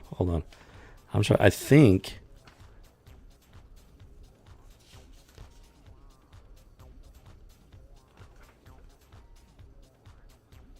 Wait a minute. Okay, so there were the two guys at the front door. Okay, so apparently there's a third guy, a third thug in the van. He was not at the door. There was two guys at the door, and this is a third guy that was inside the van. So the passenger side door gets ripped off, and the dude, he's like, "Sorry, Pete, the boss would want it this way." Because, Joker would think, well, this is hilarious. So he pushes the guy out the door. The guy... They jump across this bridge that's opening up. And, ha ha ha. I think he's right on that guard. Joker would find that hilarious. So, it's like... I was just so messed up. I mean, that's exactly something Joker would do. And, actually find very amusing. It's like...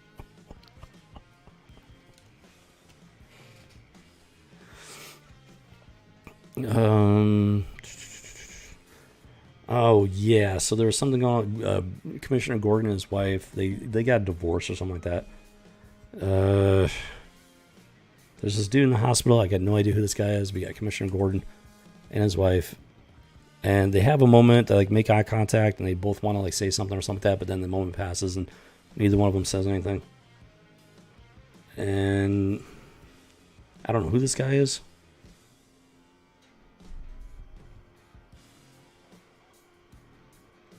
Oh, this is the Joker henchman that got shoved out of the van. And then this dude, he injected him with true serum or something like that. And then the guy dies from it or something. So yeah, he's like the worst kind of vigilante apparently or something like that. I don't know. I'm not sure who this guy is. It doesn't explain who this guy is at all. At least from what I've seen.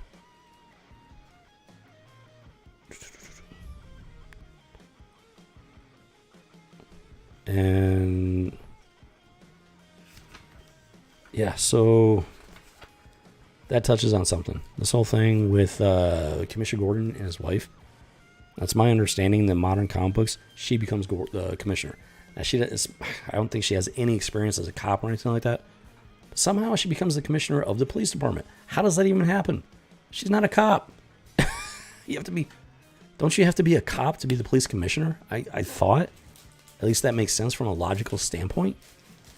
I don't know. They replaced Commissioner Gordon with his wife in the modern comic books. And it starts with, this is 1995. So it's starting back in 1985, that whole mess. Dude.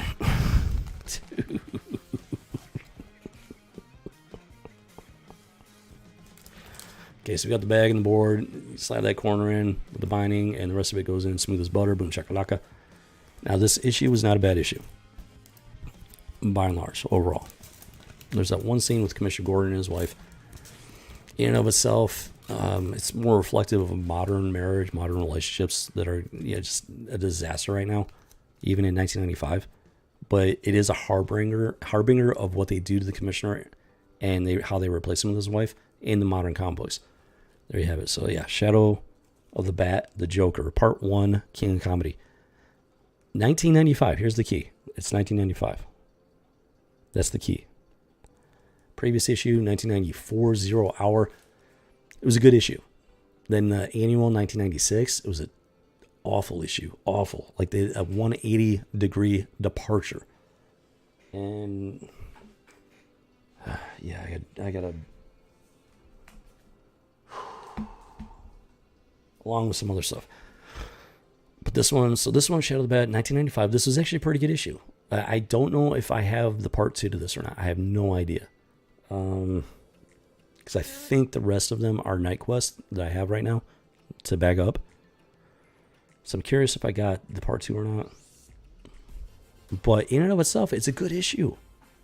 It's a great cover. I love the cover.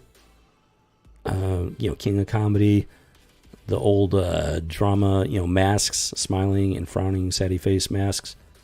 But as the Joker and the Batman, I mean, it's a great cover. It's a great cover. It draws you in. It hooks you right from the start. And the story itself, once you look underneath the cover and everything, it's a pretty good story. I enjoyed it. It's very Batman and Jokery. And it's just,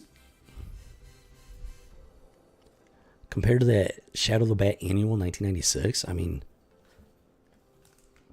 that thing is the exact opposite of what this was. This was a good one. So something happened between 95. We're narrowing it down. Something happened between 1995 and 1996.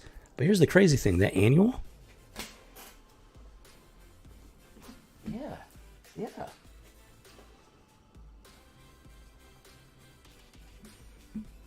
This is the crazy thing about it that's not making any sense. This was written by Alan Grant. Same guy that wrote the 0 Hour issue. Same guy. Great stories. This one and the 0 Hour, they're really great stories. But then we got this annual 1996 Batman written by Alan Grant. And this thing was just, it was a nightmare.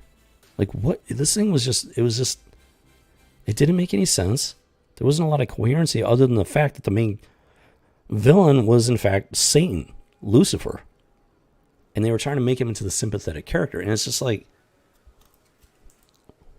it's the same guy writing this stuff. Like, what happened to this guy? What happened to Alan Grant between 95 and 96? Because the stories are a complete polar opposite.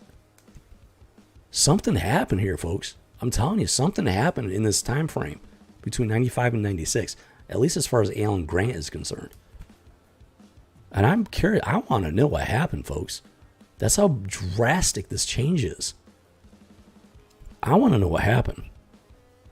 If anybody's got information, please share it because, I'm gonna be looking into this.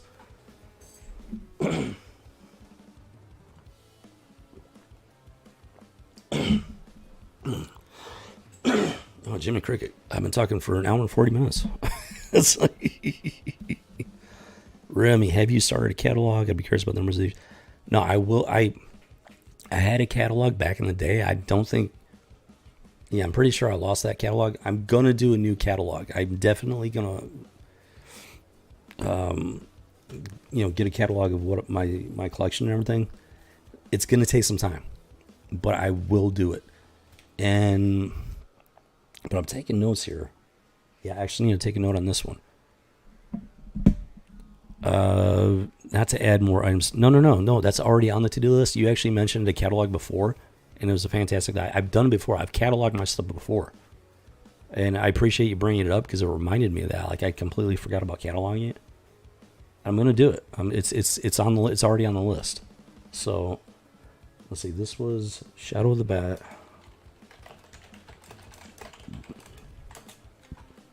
'37.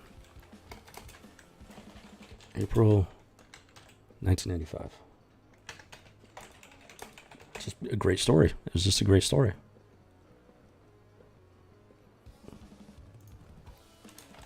Part 1, King of Comedy. Great story. I mean, what else can I say? It was a great story. And then it's inexplicable. At this point, it's inexplicable. They might have just used his name or he crossed to the dark side. Either one of those is possible. I mean, because people use pen names all the time. It's ghostwriting. Ghostwriting is a thing. Either one of those is possible. Yeah, nerds think of things like that.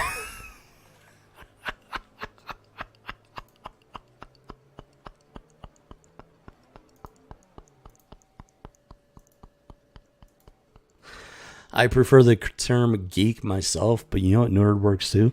I'm not going to complain. There you have it. Shadow of the Bat, Part 1, King of Comedy. Amazing cover. I mean, that's an amazing cover. It was a really good story. I would actually like to get the Part 2 and everything. If I don't have it, then I would like to get it. And that just brings up so many questions. Like, what happened between 95 and 96? What happened? Something happened, folks. This stuff doesn't form in a vacuum.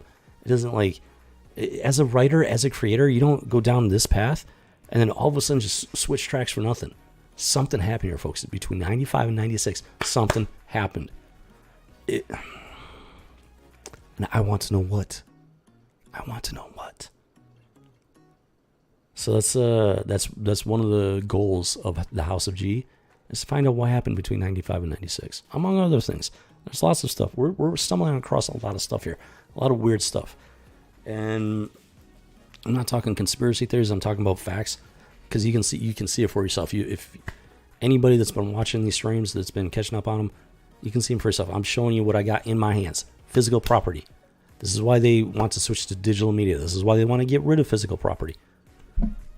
It's so that we don't have this archaeological evidence. Modern archaeology. We're talking about pop culture archaeology is what we're doing here, folks. And I'm having some fun. It's like, but at the same time, it's raising some very disturbing questions. This isn't conspiracy. It's fact, because I'm showing it to you firsthand, real time. It's in my collection. I have it in my hands. I'm not making this stuff up. I can come up with all kinds of crazy theories when I just as well as anybody else. But, I'm showing you real physical evidence here, and I mean, there's just some weird stuff going on. Weird stuff. It's just 2 plus 2 is not equal. It's not equaling 4 in this case. I want to know why. This is a major part of my childhood. And pop culture matters, folks. It really does. And look what they're doing with modern pop culture. They're decimating it. They're desecrating it. An absolute desecration of it. And it just, I don't know about you, but I want answers. It's like, I've had enough of this nonsense. I want to know what's going on. Wait to see. Yeah, geeks. Yeah, nerds are more, the glasses and the pocket protectors. That's how I mean, they, geeks and nerds. I could be considered a geek. I could be considered a nerd. It's all good. Whatever works. I just have a personal preference for the word geek. It's plus it fits with House of G, original geek, original gamer. Lots of G's in there. A lot less work. And it kind of just, honestly, it kind of rolls off the tongue better in the way my mind works, at least. It's like, but Remy, and anybody else that's watching, I mean, we're stumbling across some stuff here, and some very strange questions. The modern state of pop culture. It didn't happen by accident. It didn't happen in a void. It's been building up for the last several decades, as is being evidenced by these streams. And I wish that I had more time to dedicate to it. I really do. Yeah, I can't wait to read your email there, Remy. You call your dogs the biggest kids. Is that because you dress them up in superhero costumes, Remy? I'm not sure they got any say in the. I'm guessing they don't have a whole lot of say in the matter. It's like,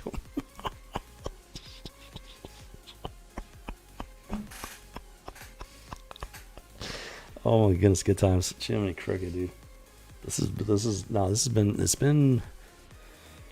been something else. Been having a lot of fun with it, but at the same time, it's also just, dude, raising some weird question marks, man.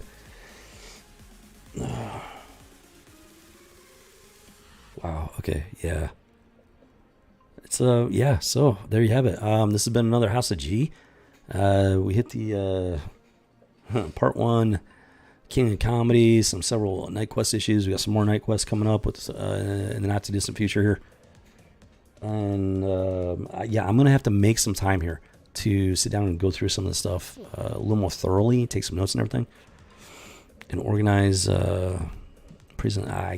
just organize a discussion, because do some research. There's some research that needs to be done here, because like I said, it doesn't happen in a vacuum. This stuff doesn't grow in a vacuum. It's cultivated. And yeah, you like the word too. It's a term of endearment. No, yeah, that's how I see it. I see it as a term of endearment. I was a geek before being a geek was cool. I was a geek before being a geek was mainstream. That's why I call myself the original geek and gamer, because I was a geek and a gamer before the internet was like as widespread as it is today. Before the cinematic universe came into being, before it was ever even a thought. I mean, yeah, your old, Superman, Batman serials and television shows and whatnot.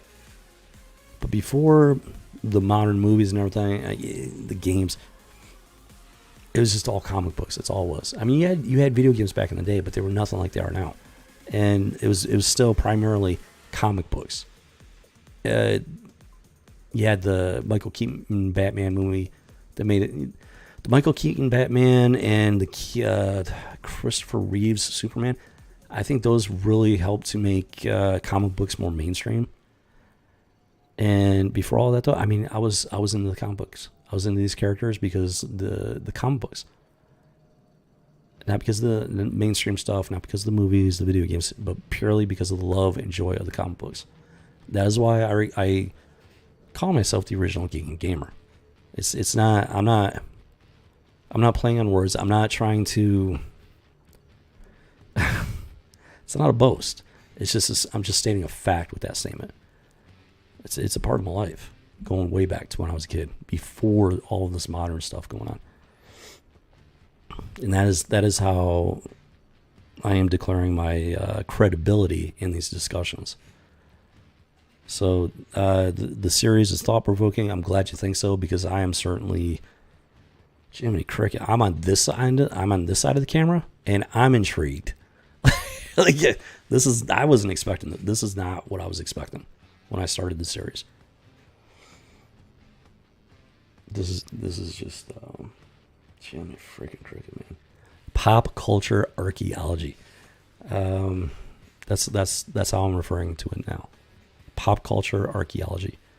And I want to know where it goes. I want to see where it leads. So I'm looking forward to reading that email, Remy. I want to see what you got to say. Hopefully you explain that Wolverine comic book issue that you got, and what maybe by some small miracle I have it in my collection. I can look it up for myself. I can read it for myself, because that would be something right there. It's like, this is and I just this deserves some research. It really does, in discussion. Absolutely deserves it. And we're gonna keep doing it. I'm gonna keep doing this for as long as I can. I don't know how long that's gonna be, but I'm hoping for a long time. I really am, because this has been something else. Never in my life did I think I was gonna be doing something like this. I really didn't. I thought I was established and everything. Yeah, I dedicated 10 years to college, biology, education, medicine. I was a made man. I had a medical career, a bona fide medical career in my hands. It was in the palm of my hands. It was right here. It was snatched. It was stolen from me for no legitimate reason. I'm not going to get into the reasons here. I'm not here to complain about that, whine about it. It's not a sob story. I'm just stating facts here. Yeah. But that's where I was. I was in the medical field. I had a career. I was a made man. If that had not been stolen from me, I would not be here today, having created this channel, having started this live stream, talking to you right now today. That is a fact right there. I cannot have planned this. I cannot have foreseen it, predicted it. And I'm not complaining. This is not a complaint. I'm enjoying this. I'm enjoying what I'm doing here. And I'm just very surprised by it is the main thing. It's like 6 groups of photos. Roger that. Dude, it's like... Oh. Okay, Remy, it sounds like you gave me some good information to dig through there. I appreciate it. I really do. Sincerely. It's like,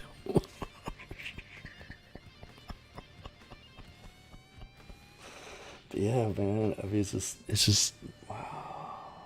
Yeah. I don't know what else to say about it. It's just, I think, okay, so yeah. I think that's going to wrap up this particular House of G. Some very interesting stuff, some very strange stuff, fascinating stuff, lots of questions, lots of questions. And yeah, I'm going to let you draw your own conclusions there, and while I come up with my own conclusions, it's like, because that's how it works. That's how discussion works, open discussion. We present the evidence, have conversations.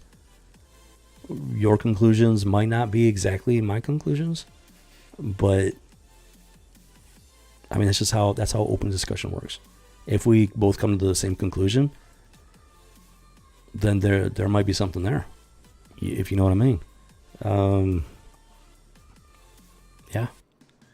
So let's do this. Let's continue this journey. I'm excited. I'm legitimately excited. And I think we do have a fairly clear path forward at this point. So we're going to go ahead and we're going to take that path. Yeah, we're going to do some pop culture archaeology here. We're going to do some digging and see what kind of facts we can dig up here regarding, because this is kind of mind-blowing. 1995, 1996, seems pretty clear at this point. Something happened within that 1 year time frame.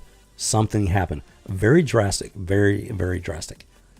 And we'll do our best here on the House of G to see if we can figure out what that was. Who dug it? So yeah, I hope you enjoyed the stream. I hope you have a fantastic Monday there. Yeah, happy belated Resurrection Day. I take Sundays off as a rule at this point because, quite frankly, I need the recharge. Trying to go 7 days a week is too much.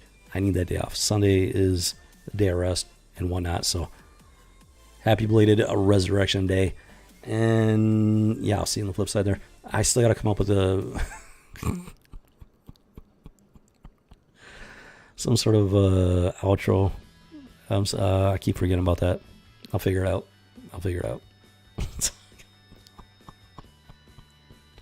You have yourself a fantastic week, and hopefully one of these days I'll be able to start doing supplemental House of G streams. It would be, I would really enjoy doing that. But yeah, we'll see here. The issues you're going to review probably have some of the answers. Yes, Russ. You make it sound like this is a pretty major issue. So I'm looking. No, that's why I'm curious about it. That's why I want to know what's going on with this. You keep mentioning it, and it's like it's kind of driving me nuts. I want to know what it's all about.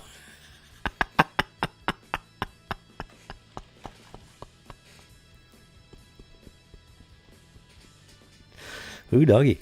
Okay, so let's go ahead and wrap this one up. You have yourself a fantastic week. I hope you have a great Monday there. I hope this helps you get through it and kicks off your week there with a bang and a smile. This has been another House of G, home of the original geek and the original gamer. Yes, well, yeah, we're pretty much speaking into the void here. All right, who doggy?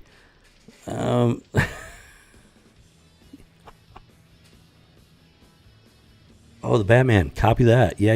I see what you're saying there, Remy. Oh, yeah, absolutely. Ooh. Yeah, maybe. We'll see what we can find out. We'll see how much of that stuff is still out there. Because they're trying to bury this stuff. They're trying to bury it. That's why this physical medium is so important. This collection I got here, I'm starting to realize how important this collection really is. Not just for my own personal gratification, but when it comes to the history of pop culture and the truth of what's going on here, I'm starting to realize just how important it really is and just how much of a miracle that I still have this collection after everything that I've been through in my life. I'm not going to get into the details there, but ooh, doggy. Yeah, so let's do it. Let's wrap this one up, and we'll get on to the next one here next week, Monday. Hopefully in the not too distant future, I'll be able to make the time to start doing. I'm thinking maybe like on a Friday, even do a Friday stream, possibly, maybe, or Thursday. I don't know. We'll see. I'll get it figured out. It'll happen sooner or later. We'll figure it out. We'll figure it out. You have yourself a fantastic Monday and the rest of your week there. This has been another House of G, home of the original geek and the original gamer speaking into the void. All right, Gearbox, go ahead and take it away there. It's like